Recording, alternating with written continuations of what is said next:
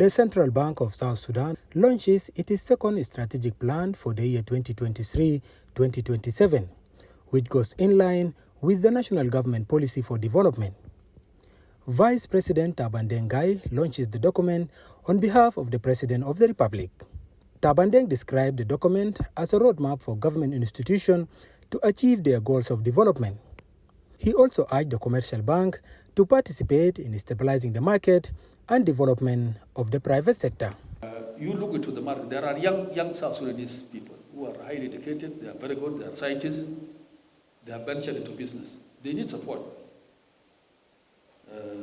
That one needs to be debated. To the bank, one advice that I will give on behalf of the President here is the development of the capacity of the bank, especially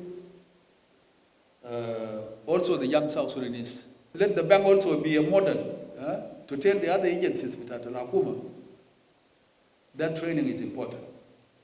I'm happy you talk about it in the strategic planning, but please don't just send for the sake of sending for, especially the talented one. Al-Kazlanin the dull one, the talented one. That will come back to come and train others. Of course, we don't call it a shutar, ma bizon ma shatar. Lakin fi Kazlan, al-farik bين ده وده والشاطر الكزلان ده, no, we don't need him. Minister of Finance and Planning, Dear Tong, stressed on the importance of enacting laws that guide all the government institutions in developing the strategic plan that improve the national economy. And always in the strategic plan, we talk about this focus on long-term objectives. There's a saying always in the strategic plan that never compromise your long-term goals, that your long-term objectives for short-term gains, you know. And this is happening a lot in South Sudan. Sometimes we are compromising long-term objective for short-term gains. Instead, the short-term gains should contribute to the long-term objective that you have set for yourself.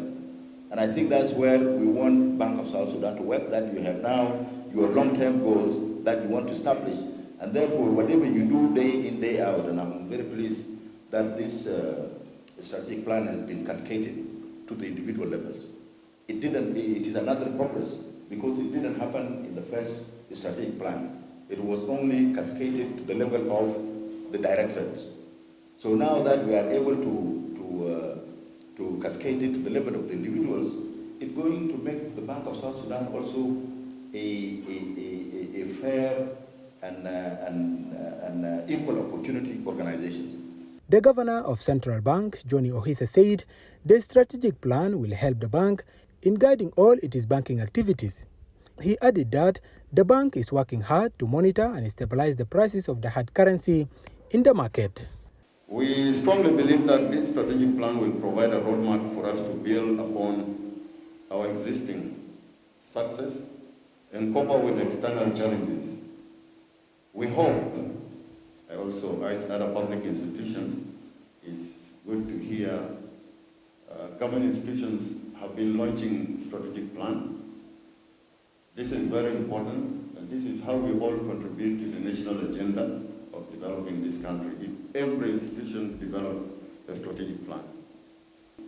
I want to emphasize that we are very much grateful with the support we got from His Excellency the President, Chairman Salva Kiir Mayardit, you as the deputies, the Minister of Finance, for us to continue to be a credible central bank. And we hope with your support in the next 5 years will enable us to achieve a lot that will really make the strategic plan come into life. The government now says with this strategic plan is a major driver for building an effective economy with focus on guiding the monetary institution to perform better. Nazario Marcelo, SSBC, Juba.